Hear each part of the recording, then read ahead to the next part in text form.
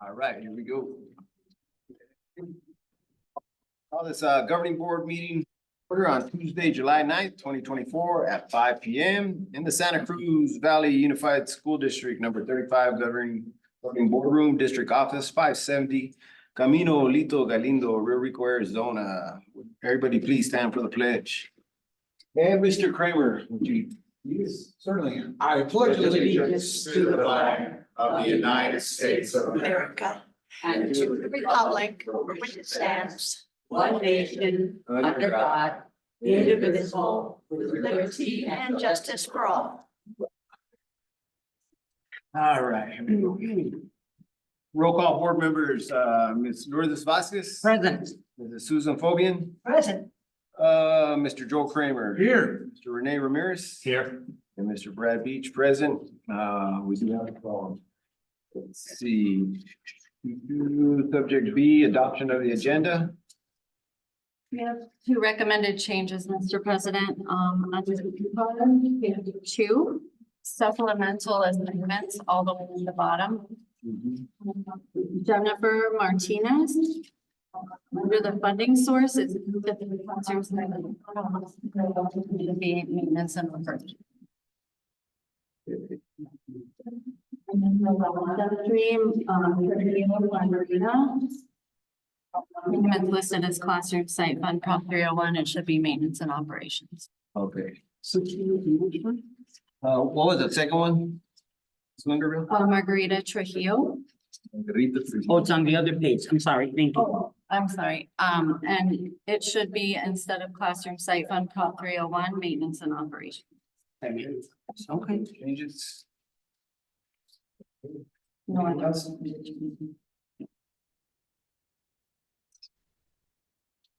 No other recommended changes. All right, motion to approve agenda as presented. So moved. Second. Then, motion and second. All those in favor say aye. Aye. Aye. Aye, motion carries. Subject C, call to the public. No call for the public. So, public subject A, fiscal year 25 budget adoption. Is Dr. Lunderville and Mrs. Estella Brown. Then turn the floor over to Ms. Brown. Thank you, Dr. Lander. Good evening, Mr. President, members of the board. Tonight, on this item, I do not have a presentation. The numbers are identical to the numbers that I shared with you in the proposed budget. There are no changes. It is identical. Any discussion, Ms. Fobian? I do nothing. Vasquez? I don't have anything either. Mr. Kramer? I'm good. Ramirez? I'm good also. Motion to approve the adoption of the 2024-2025 budget as presented. So moved. Second. Any further discussion? Seeing none, all those in favor say aye. Aye. Aye. Aye. All those opposed nays, ayes have it, motion carries. Subject D, superintendent's report. I have nothing to report, Mr. President. Okay, moving on, subject C, governing board report, Ms. Fobian. Very little, but I'll tell you, sometimes when I turn down Pendleton, I get to see the Santa Cruzan truck there and cars and people, they're eagerly waiting to receive. And that is so nice to see that it's something that is, actually being taken care of. Taking care of the community and it's being utilized. And that's it. Thank you. Vasquez? Yeah, thank you. Yeah, same thing. I've also seen it like twice. I went over to my friend's house today and when I turned in, I saw a bunch of cars and I thought, why are there so many cars here? I thought, well, they're gonna start building something. I went in, I picked her up. When I came back, the bus was there, the car was, and I thought, oh my God, and a bunch of kids and families. So I thought that was like really good for our community, for our students, making sure that everybody is being fed and that everybody's being taken care of. And that's what we're all here about, so that'll be it for me. Thank you. Mr. Kramer? I don't have anything to add. Quiet. Thank you. Mr. Ramirez?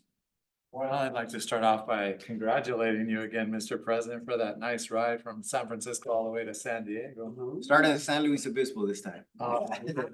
Still a Thank good you. ex-Marine you are and the Yeah. tough dude you are. You completed it, so congrats. But I just wanted to read something to you that I read, personalized learning, just a little quick paragraph. And couple of them.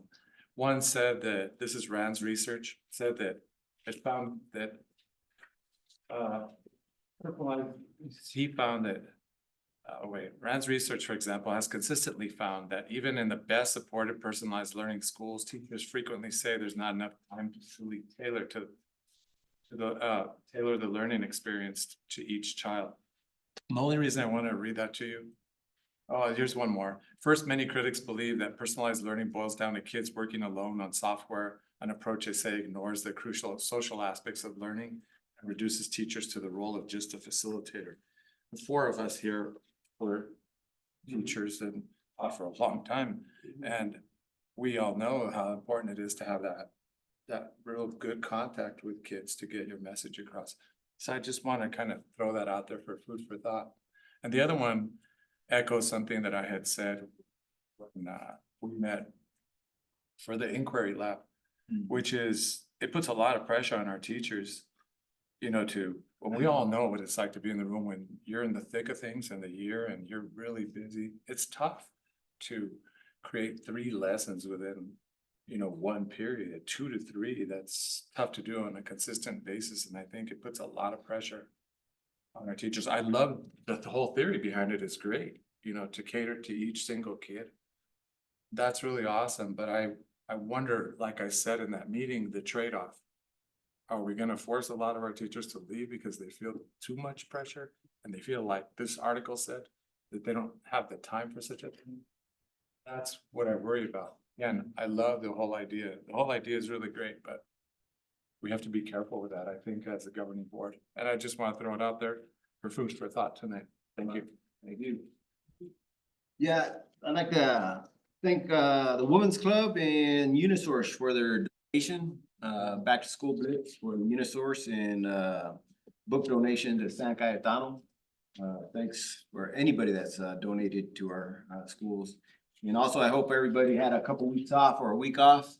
We're getting back to the grind. August is coming, so let's get ready to rumble. That's all I got. 3, information discussion action, subject A, fiscal year 25 tax rates. Thank you, Mr. President. Again, I'll turn the floor.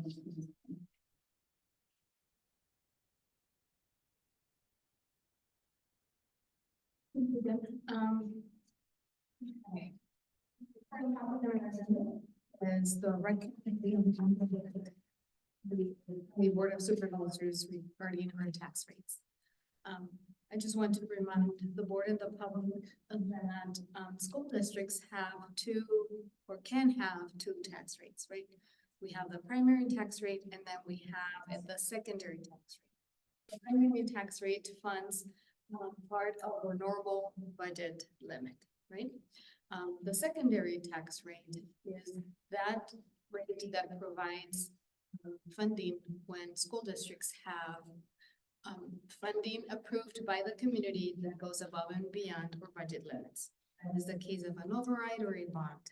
That's where you find the levy associated with those measures. In the case of District 35, in our district, we have both. We have a bond and we have an override. Therefore, I calculate a secondary tax rate for our district.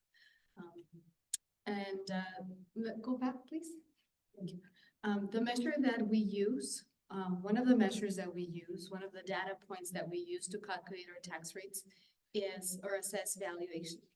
So the rates respond to what is going on our assessed valuations. So the primary, the assessed valuation for our district, I have it listed on the slide for you, over 215 million in cumulative value within our boundaries, and that increased 9% from last year. That's going to be important, and I'm going to highlight and circle back to this data point when I share with you the cost to our taxpayers, an example that I built. Next slide, please. So sometimes I get asked, so where does the dollars for our formula for our budget come from? Is it only just by our taxpayers or do we get money from the state? In the case of our school district, given the assessed valuation that we have within our boundaries, it's a combination where the majority of the budget limit is funded by the state. And a portion is by our local taxpayers. Different when you go into districts that have within boundaries with extremely high assessed valuation. That could be the case of Scottsdale, Carolina Foothills, those districts that reside within boundaries where the assessed valuation is extremely high.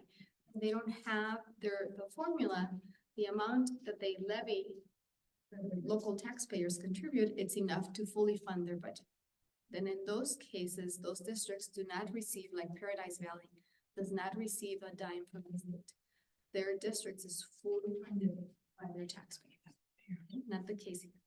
I just wanted to share that information because often I get asked.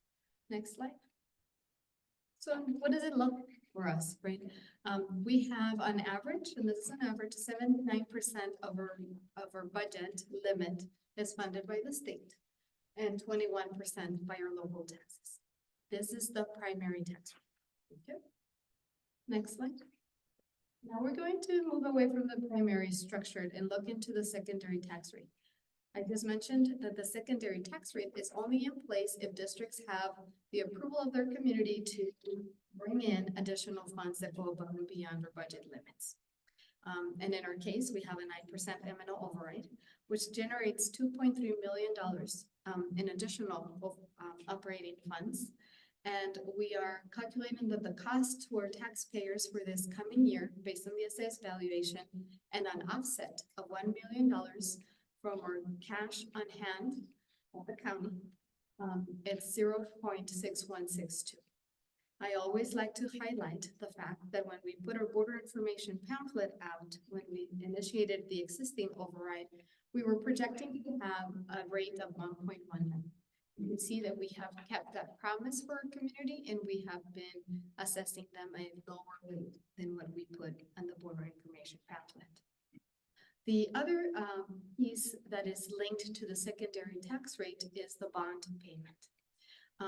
That is the obligation to pay back the $24.5 million that we just incurred in debt to bring in the enhancements to our facilities that we've been discussing through our construction meetings. So for bond payment for this coming fiscal year, for this fiscal year, is $1.4 million. The cost for that is 0.6308. That is the tax rate associated with that. And once again, that rate is below the projected rate that we shared in the border information pamphlet of 1.68. Okay, I'm also very happy and to report tonight that the original bond that was issued by the district in the early 2000s for $10 million has been completely paid in full this past May. Okay. So the only debt that we have as a district right now outstanding is the 24.5 that we just recently issued. And then the last piece linked to the secondary tax rate is our participation in CTIP. And this is not an amount that I calculate. This is an amount that is dictated in statute. So if we are a member of a CTIP, Korean Technical Education District, then we have to levy 0.05. Okay, next slide, please. So let's look at the recommendation that you have in front of you for this year, 24-25, and compare it against last year, 23-24. So the primary rate that we're recommending for this year is 3.5574. Last year was 3.3098. The secondary rate is 1.297, when last year it was 1.8925. What allows us to break down that secondary rate is that we paid in full that bond. So our debt went down, therefore we don't need to levy that money. So the total combined rate last year was at 5.2023. This coming year, the combined rate is 4.8544. So the recommendation is to decrease the overall tax rate for the district by 0.3479. Next slide. It's not uncommon in the environment that we're in, where assessed valuations have increased steadily now for a number of years. You get a call from a taxpayer and saying, hey, Sally, I saw the presentation and the rate decreased. How come my property or my tax bill increase? So let's take a look at the screen right now. And I went ahead and the box in pink is last year's tax rates, with an average home value of 165,648. If I take that average home value and increase it by 9%, which that is how much the assessed valuation increased from last year to this year, then that home value is now 185,556. Notice the tax bill for this taxpayer linked to the school district is showing a higher amount, even though the rate is less. Because we're applying that rate to a higher value. So that is the reason why some individuals get confused, and I totally understand. They're like, oh no, I heard you say a lower tax rate, but my tax bill is showing on the tax bill. And this is the reason why. My first question to them is, tell me about your house value. Did it increase? Yes or no? Well, yeah. And then I go on and about explaining what I just shared with you. So that is, I just wanted to share with you. I normally bring this slide with the value of the home status quo, but in reality, it changes from year to year, and it's been increasing. Next slide. It's a little look back at where we've been and where we are with our tax rate. So we every year we make an effort to either maintain or lower where we see the opportunity that we can lower tax rate for our constituents. And I think that our history shows that we've been doing that. Next slide. Are there any questions? Ms. Logan? I have no questions. Thank you for making it so clear. Yep. Ms. Vasquez? Oh, absolutely. I was telling Mr. Beechwood, I understand what she's talking about. You know, when it comes to the taxes, because that's what really affects all of us, okay? We have a little home, we have whatever, and then we're like, oh my God, you know, my tax is up. But then the way you explained it, and thank you very much for everything that you do. Of course, I never get tired of you know, congratulating you and your team. But I really do understand it, and I hope that everybody else does too. So thank you. The tax bill is made up of different. Yeah. We're not the only taxing rate. We have fire districts. Yeah. We have others that come into play, and sometimes I can only speak to this line right here. Right there. On this line, and then I can tell you who to call for the. For the next one, yeah. Mr. Kramer? No, very good, Ms. Brown, our CFO. Certainly, you play with the cards you're dealt with, especially what you're saying, and I think you certainly laid out the picture of that. It's important. I know we've talked about this. We brought it up last December when we were at least looking at to what the county was doing, and you certainly brought that up. The assessment values for homes throughout, as you said, Paradise Valley. Well, let's take in two back. Some homes are going to be assessed 3,000 more next year, which you just said, that's not our job. Some homes in Rio Rico are going up $1,000 in some HOA. I won't say where, but we all know that HOA. Some homes further south are not going up even as high as that along Ruby Road. Some are just average homes, which I still haven't figured out how they get to be an average when their next door neighbor is above them. So that's kind of like, wait a minute, what's going on here? But I know that's not in but I think that's very important that once we get this over with, but we certainly start talking about it. I know, Mr. Beach, I heard you kind of saying about, well, how we're gonna propose with when we're doing this override stuff, that we get that news out that it's not us. Because that assessment value was voted on by the county supervisors, I believe last summer or last August or 9 months ago. And I've always said it, and I don't care, because you can look at, I can look at your taxes, I can look at it, and I'll say mine are going up $1,000. So that just tells you that's why we're gonna get that question, certainly. And certainly, I think we need to be, certainly with what you're saying, and at least tell the people, hey, that's not our doing. That's the Rio Rico Fire District's fault. That's all I'm saying. Again, as you said at the other times, nevertheless, yes, they all go out, but I think it's a well presented, but again, we did have to go twice for the override last time from 2 times before. Let's not forget about that, I think before you got on, but we did not pass. So and it was really close the second time. So that's what, the reason why I'm bringing that up, is not to be this wet blanket by any means, because you did a great job, and that's what we're dealt with. But I think we have to get the true message out there is, it's not us. It's not, we didn't do this, the assessed values went up. The assessed values of everyone went up, except some. But certainly, just imagine those of you that live in Tubac, wow. You know, I'll go to our Paradise Valley.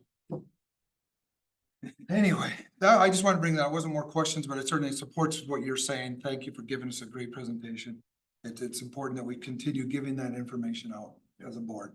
Thank you, Mr. Beach. Mr. Ramirez. Hey there, Isela. Well, Mr. Kramer said it well. They know this, you always do a really good job, and you do the best you can, given the numbers that you're given by our community and so forth. But I have a really important question here. And these assessed valuations, where do you get the numbers from exactly? County Assessors Department. Okay. And the county assessor works directly too with the county treasurer, right? County, I don't know, I don't believe that in calculating the values, they work closely with them. I think that is a function of the assessors. Well, you can see where I'm heading with this, given this terrible, dark allegation, where we've lost $4.125 million. I feel like we have quite the responsibility in protecting the interests of District 35. So the reason I'm asking is, do you ever question, you ever wonder what's going on over there? I mean, could there possibly be a situation in which we were shortchanged? Absolutely, Mr. Ramirez, I don't believe that's, we provided an FYI for the board, but since we were alerted of the situation at Treasury, we've been monitoring. That's all we can do. We made aware of our auditors, we made aware of our insurance, we filed a claim with our insurance, so we're doing what we can. But at this point, our only job is to monitor closely and report. Yeah, and I'm saying the following, because I know and probably most people here know that when we talk about the taxes, we're talking about property taxes. For anybody who's listening out there doesn't understand this, they just think taxes in general, they think federal taxes, state taxes, they're not thinking property taxes. So that's why I asked this, because when we start talking about property taxes, it brings up that issue. Absolutely. And I'm very concerned about that. That's why I asked Mr. President here to prioritize that issue so we could have a discussion about it. But I was just wondering whether you stay in touch with them down there to find out what's really going on. You're watching out, because I know you're a really good guardian of our funds. That there's no question about. You do an excellent job. But I just wondered whether you're in touch with people there, or what proactive thing we're doing here to protect the interests of District 35. Like I said, what we are doing to protect our assets has been to monitor our reports daily. We get a daily cash report from county treasurers. That we reconciled in a timely manner. We're fully reconciled. We do not have any variances that show us that something is missing. That's not to say that there isn't money missing. I do not trust every report that we've been getting from county treasurers. I've been very vocal over my years in school finance about the database that they allowed the county treasurer to use to manage the tax collections. It's a DOS-based software where they depend on one individual in the nation, as we understand, to handle and manage their software. I have voiced that as a concern over the years. So we are doing what we can. The moment that we heard, like I said, we alerted our auditors to make them aware, to make sure that if I needed to do something extra, I was doing that extra step. And the advice from them was continue to monitor. Do you see anything that indicates a variance? And at this moment, it's. So, and then we reach out to liability insurance, the trust. I'm a board member with the trust. I went and presented the concern on behalf of the other districts in the county. The recommendation was to file a claim. They cannot tell us because they don't know what the hit is going to be, if we're going to have full coverage or not. It all depends when this all unveils. And from what I'm hearing from individuals at the state level, this is not unfortunately, it's not an isolated incident in the state. It has happened in other areas. Things like this can take months, if not years, to come to a full resolution. Right, I just like to see us be very proactive with regard to this because, you know, I remember the county treasurer coming and talking to the governing board about the undeveloped lots that Mr. Kramer had brought up, which was really excellent. And I wonder now, I mean, how could we not help but feeling skeptical about all of that, given that whole background going on in our county? Don't blame me. I don't blame you. I think that's the feeling.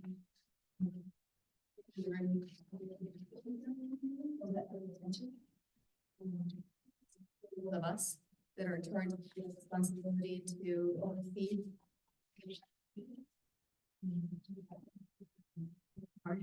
Oh, yeah, So it's very challenging for you. time to make our debt service payment. I was all excited about, final payoff of the $10 million. I was like, hope we have the cash. I hope we have the cash to make the payment.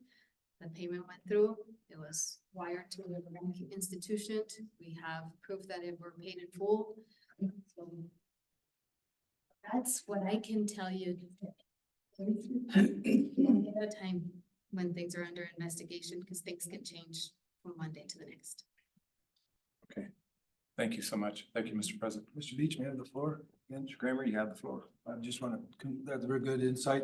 Thank you for that great response. And I think going to that situation is, and for those of us that do follow it, I know you do. And I hope that as a board, and I'll say this, we do this as a board together again, is they've had 2 meetings. They being the county regarding the Vatari lots. Did you have your foot in that door? And yet we are the district, for our district, remember when we talked about that, 42%? Yet we don't even have a foot in the game. I think something as a board, and I'll bring it at the end when we do this, but I think that we all trust you well enough to where having you go in there for us and find out what's really transpiring with that. Because we did get some answer, a little bit of it last fall, but then it just kind of dissipated. But they met twice in exec session without, I don't know if the fire districts were involved. No. See, so going to what you were saying, thank you for bringing that up. I certainly, that's the other angle on that too, is we're being left out of this. It's very important. And as you said, no, I'm not, I can't take, your words were great. I think we as a board have to push harder for something to have more. Ms. Brown, our CFO, into there to find out really what's going on for our district's sake. Why should you have to be concerned? You just said, right? Why shouldn't have that? Concerned about making a payment? And then let alone what's going on with the Vatari lots. So thank you for giving me the floor again. Thank you for bringing that up, Mr. Third again, Ms. Brown. Thank you for that insight. Yep. Thank you, Ms. Brown. Anything else? That's it. All right, let's vote on. Motion to approve the 2024-2025 tax rate as presented. So moved. Second. Then a motion and a second. All those in favor say aye. Aye. Aye. All those opposed say nay. Ayes have it. Motion carries. Subject B, override pro statement. Dr. Lunderville. Thank you, Mr. Beach. During our last meeting, Mr. Ramirez made some recommended changes and the board requested that the district go back and revise the statement using some of the, or using the information that Mr. Ramirez had presented. Ms. Brown produced an additional draft statement. I don't know if anyone has any questions. We had sent it out before the board packet went out, so you all had plenty of time to review it, but do you have any questions for Ms. Brown or myself? Ms. Fobian? You know, it's not a state or question or anything. It's, at the last meeting, I misspoke and, I attributed the existing product to the committee, but it had been created by our attorneys. So I had misspoke on that. And again, I think we need to respect what our attorneys do, but that's all I have to say. Thank you. Ms. Vasquez? No, I don't have anything, just like we were talking before, okay, that we do need to, you know, the wording, that so that the people know that this is not a 9% increase above whatever we've got. This is something that has been going on, you know, for some time. So the wording that they put in here was on the second paragraph is like, you know, please support the 9% maintenance and operations override to continue. I think that is the word that the people need to understand, that it's not something that's going to be put on them again. It's something that's continuing, that has been there for a while. Am I right? Yeah. Because that's the way I understand it. So that's all I have to say. Thank you. Ms. Kramer? I'll defer to Mr. Ramirez, Mr. then I'll come Ramirez. back. Well, last meeting, Ms. Fobian, you said that it was a real slap in the face to this committee, but which I found really strange and actually kind of comical because, well, it also violates one of the board norms, which is to assume positive intentions. That was my only intention, is to just correct the English. But speaking of that, even though this was written by attorneys who have, I'm sure, really good educations, we still have to correct one thing here because this is what you call a sentence fragment. If everybody looks at this, it says on the last line that we added in the first paragraph, it says, additionally, the district seeks to provide personnel associated with expansion of facilities for school and community use. What on God's green earth does that mean? It's a sentence fragment. Because watch, read it slowly. Additionally, the district seeks to provide personnel. Provide personnel with what? It makes absolutely no sense whatsoever. Guaranteed, ask any English major, they'll tell you. It's a sentence fragment, so we have to fix that. Provide personnel associated with expansion of facilities for school and community use with what?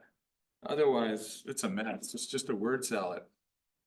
I'm not a fan of word salads, by the way. What would your recommendation be for that? I don't know. I really don't know. I don't know what they were trying to say. I have no idea. Isn't it, I'm sorry, can I? Go ahead. Sure. I'm sorry. Okay, the way I see it is that, isn't it, going back to referring to like the full day kindergarten, the band, the library, plus anything else that we need? But we have to have something there that says provide personnel with what? With, What are they providing personnel with? Could we change the word provide to hire or compensate or pay or something that's then describes why we're providing them? Just used to provide. Expansion of It's facilities? to hire, it's to hire, for instance, I'm gonna give you an example. Before the bond, we had no pool. Now we have a pool, now we Now we need need- to hire lifeguards. Okay, so that sounds good. We can, The override is going to fund the stipends for the positions for the lifeguards, and so that's personnel, that's bringing personnel on board to address the needs of those. so yeah, so that sounds good. You put the word hire. I'm good with that. So, Can I read it Hire. from background? Additionally, the district seeks to hire personnel associated with the expansion of facilities for school and community use. Good. it's too high. Hire. Personnel associated, so you're gonna take It the would, we're provide just taking the word provide and Provide. replacing it with hire. with hire. Because we seek to hire them because we don't currently have them Yeah, on because staff. they're This not there. funding would be Yeah. used for that. Mhm. Yes. Yes, very good. That's it. Mr. Kramer. Yeah, I just needed to hear what the wordsmith had to say. It's all good. I mean, yeah, I mean, and lifeguards was an example. Granted, we hope that our partnership league down the road will help. We don't have to hire some of them during the summer times, of course, we get IGAs going. It's like our south neighbor does with the county and the city. So that, but I know that was in the IG, that was an example. So that's certainly, but I think that works very well, right? Hire, Okay. very good. I don't have anything else. Good. Yeah, I also like that we said please and thank you in the thing. I think that was really good to change that, but I think it's good. It looks good now. Well, All right. yeah, well, anything to help to get the vote that passed by 12 votes last time. I'm just saying 12, I know we're closer, probably 40, but still. So let's go ahead and make a motion. Motion to approve the pro statement for the maintenance and operation override election with the removal of the word provide and to insert hire on the last sentence. So moved. Second. Got a motion and a second. All those in favor say aye. Aye. Aye. All opposed, nay. Ayes have it, motion carries. Subject C, release of contract for Mr. Santiago Lopez Hughes. Then my recommendation is to convene into executive sessions. Okay. Pursuant to ARS 38-431.03A1, notice is hereby given to the general public that governing board of Santa Cruz Valley Unified School District number 35 may vote to hold an executive session for the discussion and consideration of release from the contract and the assessing or waiving of liquidated damage of an employee of Santa Cruz Valley Unified School District number 35, except that with the exemption of salary discussion, the employee may demand that this discussion or consideration occur at a public meeting. The governing board shall provide the employee with written notice of the executive session as appropriate, but not less than 24 hours for the employee to determine whether the discussion or consideration should occur at a public meeting. Motion to convene to executive session in the Santa Cruz Valley Unified School District number 35 conference room. So moved. Second. Got a motion and a second. All those in favor say aye. Aye. Aye. Aye. All those opposed say nay. Ayes have it. Motion carries. Down to executive session.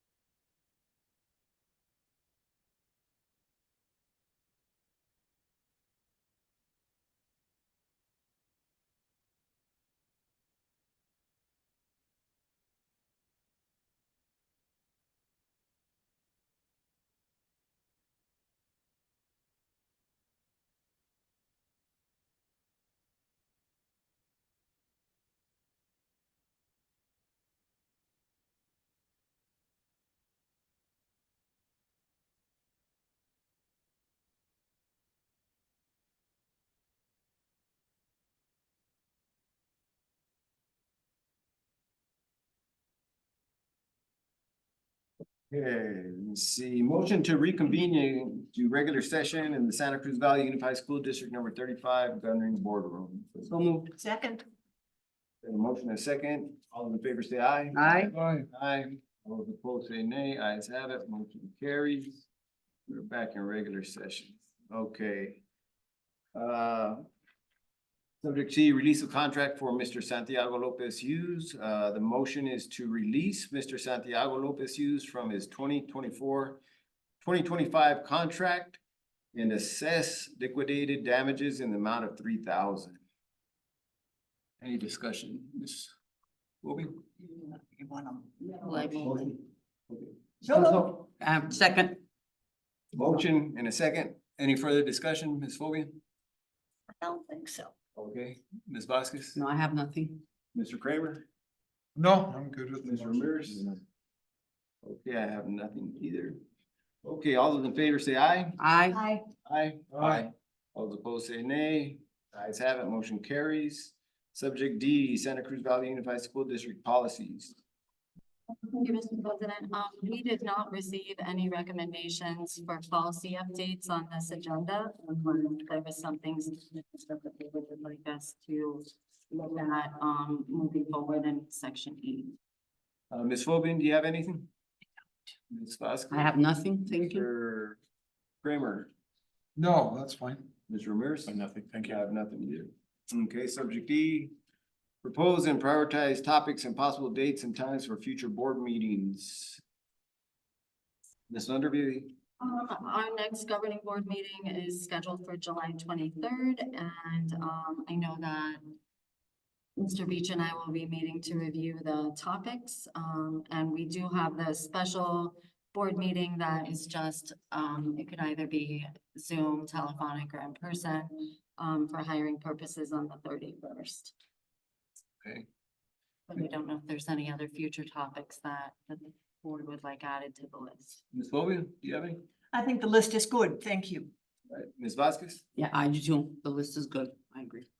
Okay, Mr. Kramer? Yeah, I have two. I think that, we're talking about during our discussion phase, but I think we should, as a board, look about what I said as far as getting some sort of addressed letter or however we want to do. We've done that before, and send that letter to the supervisors, how we would recommend that our CFO start being invited to any financial concern meetings regarding certainly what you brought up as Mr.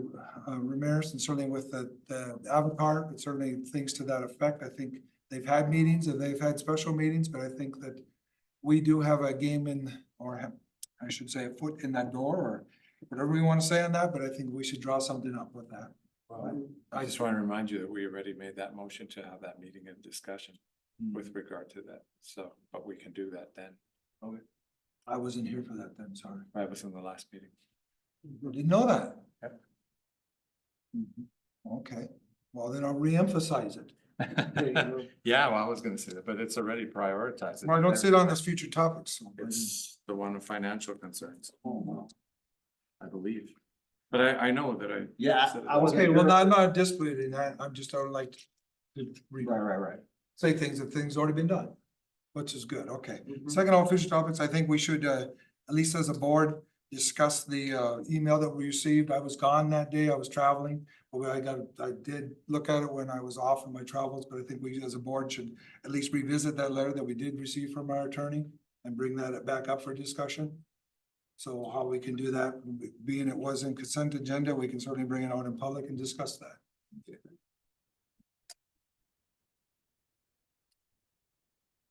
That's it. Yep. Mr. Ramirez? I have nothing. Thank you, sir. I have nothing either. Okay. Number 4, consent agenda. Any matter on the consent agenda will be removed from the consent agenda and discussed as regular agenda item. On the request of any board members. Does any board member want to remove them? I have nothing. Mr. Kramer? No, Mr. Ramirez? No, I have nothing, but I just want to thank all the people that make the donations, whether it be monetary or some other kind of thing. I have to thank the public, like you had mentioned earlier, for all that they do for us, all that they donate. Thank you. Okay, motion to approve consent agenda as presented. So moved. Second. Got a motion and a second. Any further discussion? Seeing none, all those in favor say aye. Aye. Aye. All those opposed say nay. Ayes have it, motion carries. And this meeting is now adjourned at 6:05. 6:05. Don't you know, not as in shabby.